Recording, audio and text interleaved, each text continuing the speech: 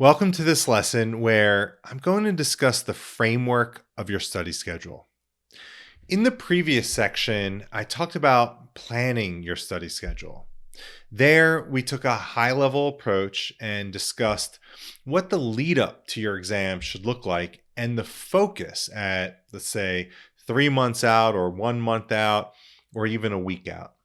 In a later section, I will talk about specific study strategies and how to use them based on the proximity of your exam.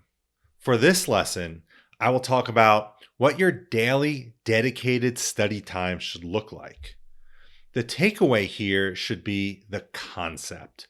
Your study blocks may change based on the type of exam you're preparing for, the time you have to prepare, and your other personal responsibilities. Here's a breakdown of what a study framework looks like for someone preparing for a high stakes exam. I'd consider this a pretty intense schedule, and on a scale of 1 to 10, with 10 being the most demanding, I would grade this one an 8. At this stage, don't worry about what you'll be doing for each block. We'll dig into each of these in a later lesson and talk about specifics. Rather, focus on the flow of your study time. Let's go through the reasoning behind each of these blocks and know that depending on your situation, you'll be able to modify them to fit your needs. After you complete your morning routine and sit down to begin reviewing content, you'll start off reviewing content from the previous day or previous study session. The purpose here is to review content that your brain processed but is not solidified. This content should be familiar to you, but there are areas that you'll have forgotten from the first time you reviewed it. This is a modified form of spaced repetition. Spaced repetition is a learning technique that is usually performed with flashcards. Newly introduced and more difficult flashcards are shown more frequently, while older and less difficult flashcards are shown less frequently in order to exploit the psychological spacing effect. The use of spaced repetition has been shown to increase the rate of learning, and although you are not using flashcards during the review of previous content blocks, the impact is similar in that you are reviewing content that you naturally have forgotten from when you first reviewed it. After this first block of previous content review, you're ready to begin your first long review of the day. For this block, you'll focus on new content.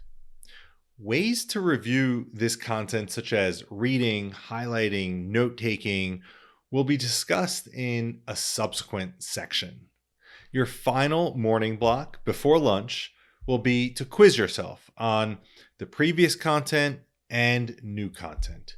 For this, you'll use a Q bank and select questions from the topics you just reviewed and ones from the previous content. Think of this as an 80-20 selection. 80% of the quiz will be on new content and 20% on previous content. So for example, if your quiz is 50 questions, 40 questions will be on new content and 10 questions on previous content. You can take the quiz either in test mode or tutor mode.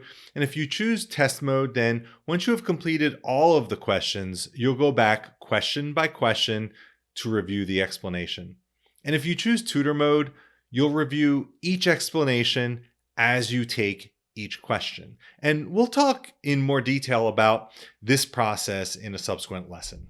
The purpose of using a Q bank is to capitalize on the testing effect, also known as retrieval practice.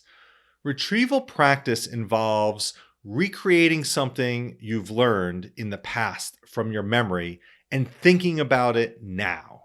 In other words, a while after you've learned something by reading it in a book, you need to bring it to mind or retrieve it.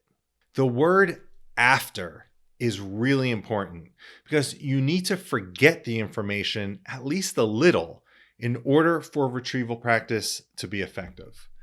You don't want to just immediately recite what you see in the book, but rather you want to bring the information to mind on your own once it starts to get a little more difficult to remember what you studied. So what happens when you use retrieval practice? This process of retrieving makes the information more retrievable later, which is what your goal is come test day.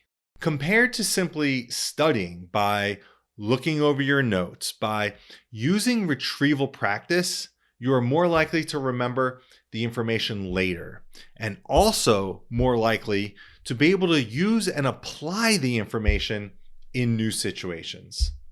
This is a critical point because the questions the examiners create for your exam are certainly going to be different than the ones you are studying with. So you need to be able to apply your knowledge to different scenarios. Not recognizing this is one of the reasons people feel good going into an exam, but 5 minutes in, they crap their pants because they don't know anything. They suffered from an illusion of knowing, a concept we're going to talk much more about in a subsequent lesson. Moving on, once you return from lunch and exercise, you'll spend the first hour reviewing the previous content again, and now add to it the new content from the morning. After this, you'll spend an hour previewing new content, which we'll label New Content 2. Because this is the afternoon and your focus and energy will be diminished, we spend only an hour on new content. After you reviewed new content 2, you'll spend another 2 hours quizzing yourself on the new content from the morning, the new content from the afternoon, and previous content. Then you'll take another break for dinner. The last part of your day is spent reviewing all the content again, the new content 1, new content 2, and previous content. Specifically, you'll focus on the areas you performed poorest on during your quizzes. We purposely end the day with a review of all of the content because we want your brain to actively process this information while you're sleeping. There are some concepts that your brain will grasp and others that you'll need to review again to truly understand.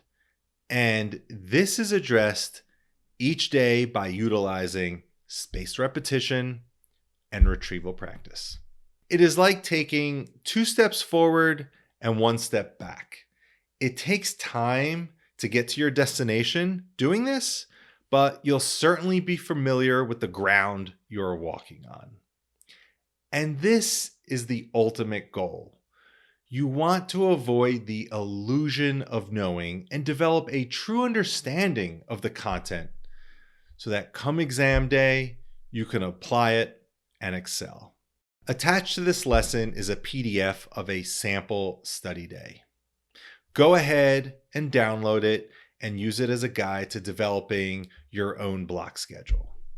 And I'll see you at the next lesson.